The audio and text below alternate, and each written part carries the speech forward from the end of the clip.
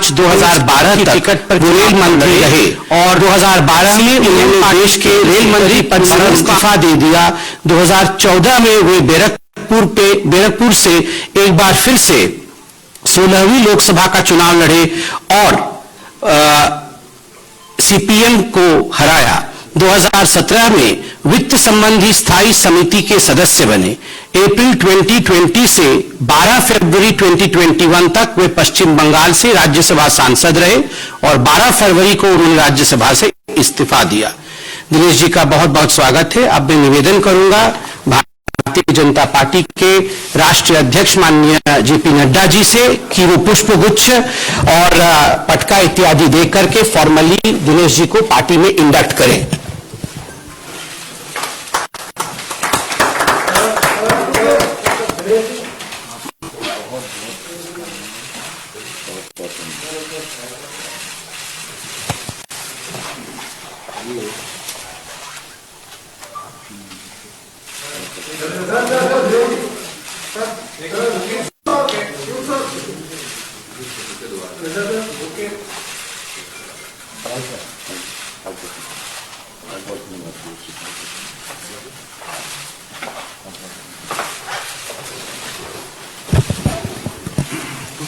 मैं निवेदन करूंगा आदरणीय जेपी नड्डा जी से कि वे स्वागत के 2 शब्द आप सबके बीच में रखें। आज के इस प्रेस कॉन्फ्रेंस में मेरे साथ उपस्थित वेदी जी, भारत सरकार में मंत्री वरिष्ठ सहयोगी भाई पीयूष गोयल जी, दिनेश त्रिवेदी जी, सरकार में मंत्री और भारत सरकार में मंत्री भाई पीयूष गोयल जी, भारत सरकार में मंत्री और हमारे वरिष्ठ सहयोगी धर्मेंद्र प्रधान जी और हमारे वरिष्ठ सहयोगी संबित पात्रा जी। आज मुझे बहुत खुशी हो रही है कि दिनेश त्रिवेदी जी को भारतीय जनता पार्टी में हम शामिल कर रहे हैं और उन्होंने इच्छा जाहिर की कि वो भारतीय जनता पार्टी के सदस्य के रूप में देश की सेवा आदरणीय नरेंद्र मोदी जी के नेतृत्व में करना चाहते हैं। मैं अपनी ओर से और अपने सभी साथियों की तरफ से और करोड़ों कार्यकर्ताओं की तरफ से उनका हार्दिक अभिनंदन करता हूं, स्वागत करता हूं। दिनेश त्रिवेदी जी का राजनीति में एक लंबा अनुभव रहा है और उन्होंने एक यात्रा जिसको हम कह सकते हैं कि वैचारिक यात्रा राजनीति में की है। सत्ता को दरकिनार करते हुए, विचार की लड़ाई लड़ते हुए, एक बहते हुए पानी की तरह उन्होंने अपना जीवन, राजनीतिक जीवन गुजारा है। ऐसे विचारशील व्यक्ति भारतीय जनता पार्टी में शामिल होते हैं, ये 2 बातों को इंगित करता है। एक तो उस बहते हुए पानी की तरह विचार में भी उन्होंने भारतीय जनता पार्टी के साथ अपने आप को समावेश किया है और दूसरा कि भारतीय जनता पार्टी में ही ये ताकत है कि सभी विचारशील लोगों को अपने साथ समा करके देश की सेवा में लगा सके, ये इसमें से दिखने को मिलता है। When I talk about Dinesh Trivedi ji, I always say and I always used to say that he is a right person in the wrong party. वह एक अच्छे व्यक्ति, अच्छा व्यक्तित्व एक गलत पार्टी में है और वो भी महसूस करते थे। आज उनको जब हम शामिल कर रहे हैं तो मुझे खुशी भी हो रही है कि now the right person is in the right party. सही व्यक्ति सही पार्टी में है जहां उनका उपयोग देश की सेवा में आदरणीय नरेंद्र मोदी जी के नेतृत्व में हम कर सकेंगे। अगर हम इनके राजनीतिक जीवन को देखें तो he has always paid the price for principles. इन्होंने राजनीति में नीतियों के कारण कीमत चुकाई है और उस कीमत को चुकाने में वो कभी भी पीछे नहीं रहे हैं। फिर चाहे वो रेल मंत्री के रूप में हो और उसके बाद भी जिस तरीके से उन्होंने पार्टी के अंदर तृणमूल कांग्रेस में भी इन सारी बातों को कहते रहे, उजागर करते रहे समय समय पर, वो बताता है कि एक विचारशील व्यक्तित्व किस तरीके से अपनी बातों को रखता है। और अभी भी अगर हम देखें तो आप राज्यसभा के सदस्य थे। फॉर प्रिंसिपल्स आपने राज्यसभा की सीट छोड़ी है। ये आइडियलिज्म वर्सेस अपॉर्चुनिज्म, यानी अपॉर्चुनिज्म को छोड़कर, अवसरवादी विचार को छोड़कर वैचारिक पृष्ठभूमि पर आपने भारतीय जनता पार्टी के साथ आप आए हैं। और इसमें से हमको यह भी देखने को मिलता है कि आप किस तरीके से वैचारिक दृष्टि से अपॉर्चुनिज्म को छोड़कर, अवसरवादिता को छोड़कर, राज्यसभा की सीट छोड़कर के वैचारिक पृष्ठभूमि पर आपने भारतीय जनता पार्टी को ज्वाइन किया है। इसलिए हम सब लोग आपका स्वागत भी करते हैं और यह भारतीय जनता पार्टी की विशेषता को भी बताता है कि किस तरीके से आज मोदी जी के नेतृत्व में सभी लोग देश की सेवा करने का, अगर कोई फोरम, प्लेटफॉर्म, राजनीतिक दल कार्य करने की इच्छा को पूरा करना, यह करने का अगर फोरम और पार्टी है तो वह भारतीय जनता पार्टी है। यह भी इस बात को दर्शाता है। मुझे दिनेश जी कोई 2 महीने पहले मिले थे और दिनेश जी ने मुझसे कहा था कि I want to serve the nation and I want to serve in the right way. इन्होंने पार्टी की बात नहीं की थी, लेकिन इनके मन में ललक, और आप समझ सकते हैं जो हम बार बार कहते थे कि तृणमूल कांग्रेस में भ्रष्टाचार, अवसरवादिता, लोकतंत्र की हत्या, इंस्टीट्यूशंस को का गला घोटना, ये सब कुछ विराजमान है। और इसीलिए संवेदनशील, विवेकशील व्यक्तित्व दिनेश त्रिवेदी ने तृणमूल कांग्रेस को धक्का देकर के भारतीय जनता पार्टी में इन्होंने ज्वाइन किया है और पश्चिम बंगाल में आप सेवा करेंगे, पश्चिम बंगाल की आप सेवा करेंगे। पश्चिम बंगाल के लिए आप निश्चित रूप से चुनाव में भी आप बहुत एक्टिवली पार्टिसिपेट करेंगे, लेकिन उसके साथ साथ पश्चिम बंगाल की सेवा में आप अग्रणी रूप में सारे संगठन को आप के समावेश करते हुए हम सब लोग आगे बढ़ेंगे। आपका पुनः स्वागत है।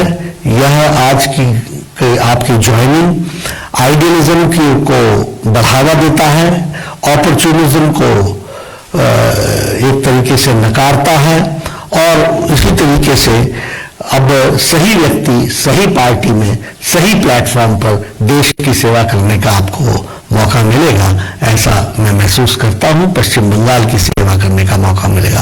पुनः आपका हार्दिक अभिनंदन और स्वागत। बहुत बहुत धन्यवाद माननीय नड्डा जी। अब मैं निवेदन करूंगा माननीय दिनेश जी से कि वो अपने 2 शब्द रखें। सबको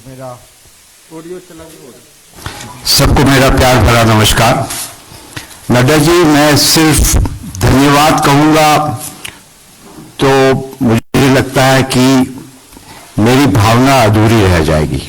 अधूरी क्या कि बिल्कुल नहीं कह सकूंगा।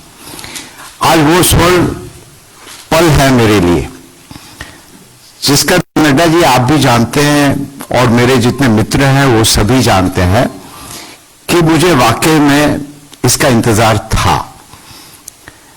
और जैसे विचार की नड्डा जी आपने बात की, मैं तहे दिल से आपका अध्यक्ष जी नरेंद्र भाई मोदी, अमित शाह जी और पूरे जनता परिवार, अब जब परिवार की बात आती है तो मैं ये जरूर कहूंगा कि आज हम सार्वजनिक जीवन में क्यों हैं। सार्वजनिक जीवन में इसीलिए है कि देश और जनता सर्वोपरि होती है। अब बहुत दशक से हम सार्वजनिक जीवन से हैं। प्राय कह सकते हैं कि कॉलेज छोड़ा और नौकरी और धंधे में कुछ खास दिलचस्पी नहीं रही मुझे। वो अपने अंदर में कुछ होता है ऐसा, वो आप सब जानते हैं। तो एक पॉलिटिकल पार्टी ऐसी होती है जो परिवार सर्वोपरि होता है, जिसको कहते हैं पॉलिटिकल फैमिली।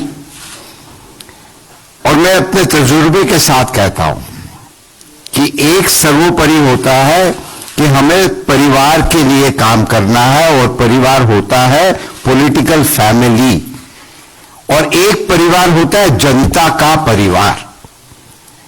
और उसने भारतीय जनता पार्टी। तो आज मैं सचमुच ये जनता के परिवार में शामिल हुआ हूं। और हम लोग क्यों शामिल होते हैं कि जनता की सेवा, नहीं विचार, ये मकसद तो ये होता है ना। अब वहां दूसरी पार्टी में मैं नाम नहीं लेना चाहता हूं, अब सब जानते हैं, वहां एक परिवार की सेवा, नमस्कार, जनता की सेवा। मंच पर उपस्थित भारतीय जनता पार्टी की सबसे बड़ी पार्टी के सम्मानित राष्ट्रीय अध्यक्ष। और मेरे लिए देश सर्वोपरि रहा है और वो हमेशा रहेगा। यदि देश सर्वोपरि नहीं होता, आप सभी को नमस्कार। आज जिस मंच पर उपस्थित भारतीय जनता पार्टी आगे बढ़ रही सब जगह, हम आपको एक छोटी जो बड़ी बात है कि आज आप सभी को नमस्कार। मंच पर उपस्थित हमारे जो कोरोना का जो रेगुलर टेस्ट होता है, हम आपको एक उदाहरण दे रहे हैं। आप सभी को नमस्कार। पीरियोडिकली कराना पड़ता है। भारतीय जनता पार्टी मैंने कहा आपका नाम क्या है, कब सम्मानित राष्ट्रीय अध्यक्ष बताओ कि क्या हो रहा है। मंच पर उपस्थित है एक महीने पहले दोनों केंद्रीय मंत्री तो रवि कहता है कि धर्मेंद्र प्रधान जी और आदरणीय पीयूष गोयल जी, और कहता है कि आज हमारा सीना चौड़ा हो रहा है। इस प्रेस कॉन्फ्रेंस और पार्टी को भारत ज्वाइन करने के लिए आज हम सभी दुनिया कर रहे थे। आदरणीय गणेश भारत जी आगे बढ़ रहा है, किस प्रकार हमारे लिए बड़ा हर्ष का विषय है कि बहुत ही हम जो गरीब सहज व्यक्तित्व के धनी आदरणीय दिनेश द्विवेदी जी हमारे पार्टी को ज्वाइन कर रहे हैं। हर व्यक्ति को ये एहसास है, विश्वास है कि हमारे प्रधानमंत्री और भारतीय जनता पार्टी ये देश को सुरक्षित रखेगी। आज हम पायलट भी रहे हैं, मेरा एयरफोर्स में काफी हमारे मित्र हैं। बहुत सारी अंदर की जब बात पता चलता है, वो कहते हैं कि इन दिनों ऐसे वाक्य हुए कि हमारे पड़ोसी मुल्क वो हिंदुस्तान को बहुत सीरियसली लेने लगे हैं। वो कहने लगे हैं कि ये देश जो कहता है वो ही करता है। अब जब बंगाल जितने भी होनहार आप बाहर चले जाइए, ऐसे वाक्य हिंदुस्तान के हैं कि हमारे पड़ोसी मुल्क भी हैं, प्रोफेसर हो, स्टूडेंट हिंदुस्तान को बहुत, और आज वही बंगाल वहां के जितने लोग लगे ये देश बाहर जाना है गलत बात नहीं, मगर बंगाल अपने आप में सक्षम बंगाल। और आज ये माहौल बंगाल में है कि वहां के जनता मुझे ऐसे वाक्य आप यहाँ क्या कर हमारे हर जगह प्रोफेसर, और ये आज हम हिंदुस्तान को बहुत, और आज वही बंगाल समझ हुआ उसी में नहीं कहने लगे हम तंग आ चुके थे। बाहर जाना है गलत बात नहीं, हर एक अपने आप पड़ोसी हो, जान पहचान वाला हो, अनजान हो, फोन करके कहता था कि यहाँ तो आपके लोग आते हैं, मारपीट करते हैं, पैसा मांगते हैं।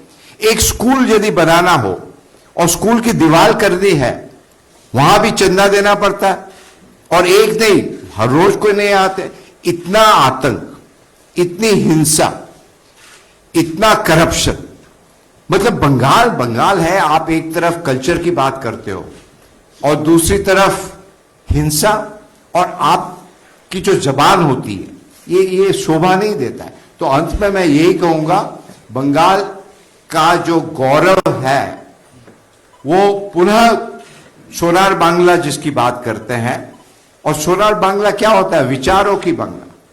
What Bengal thinks today, rest of the country thinks, or maybe the rest of the world thinks tomorrow. और आज बंगाल के लोग बहुत ही खुश है कि एक असली परिवर्तन होने जा रहा है। तो पुनः रूप से नरेश जी, मैं आप सबका, गोयल जी, पीयूष जी सब है, हमारे ऐसा है कि यहाँ हमारे बहुत पुराने दोस्त हैं, और हम ये समझते हैं कि राजनीति में सर्वोपरि होता है देश। और आपने मुझे मौका दिया बंगाल की जनता के लिए काम करने के लिए, देश की जनता के लिए काम करने के लिए, और मैं जैसा भी हो, जो भी हो, आदेश दीजिएगा और हम हमेशा आप जनता के साथ रहेंगे। यही कहते हुए आपका पुनः रूप से बहुत बहुत धन्यवाद।